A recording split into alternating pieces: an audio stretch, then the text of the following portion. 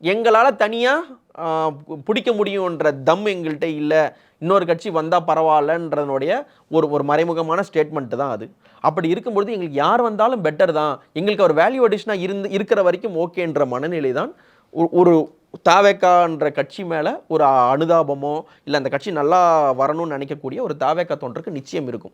அந்த வகையில் வந்து ஒரு எதிர்பார்ப்போடு தான் இவர் எடுத்திருப்பாங்க, அதெல்லாம் எடுக்காமலாம் இல்லை. இப்போ நாளைக்கே இங்கேருந்து ஒரு 4 பேர் போகிறாங்கன்னா எடுத்துக்க மாட்டாங்களா? கண்டிப்பாக கூப்பிட்டுப்பாங்க. இங்கே வாங்க அங்கே வாங்கன்னு கூப்பிட்ற மாதிரி எல்லாரையும் ஏற்றுக்கொள்ளுவாங்க. நீங்கள் போனால் கூட கண்டிப்பாக சேர்த்துப்பாங்க, நான் போனால் கண்டிப்பாக சேர்த்துக்குவாங்க. அந்த ஸ்கோப் இருக்கானா இருக்குது. இப்போ நான் 4-5 வாட்டி விமர்சிச்சுட்டு நீங்கள் கண்ணாமனா திட்டிட்டு நீங்கள் போய் தாவேக்கால சேர முடியுமானா சேர முடியும்.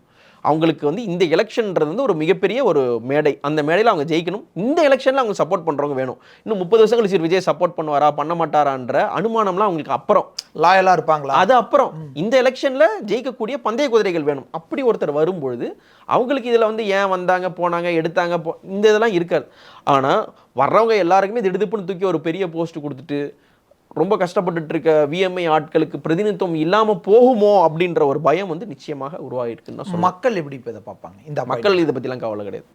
மக்களுக்கு விஜய் மக்கள் இயக்கத்தை ஆளும் ஒன்று தான், ஐஆர்எஸ் அருணும் ஒன்று தான், ஆதவர்ஜனா ஒன்று தான். ஏன்னா இவங்க யாருமே ஃபேஸ் கிடையாது. US மாய்ஸ்சரைசிங் அலோவேரா ஜெல்லை யூஸ் பண்ணுங்க. வைட்டமின் இ அடங்கிய US மாய்ஸ்சரைசிங் அலோவேரா ஜெல்.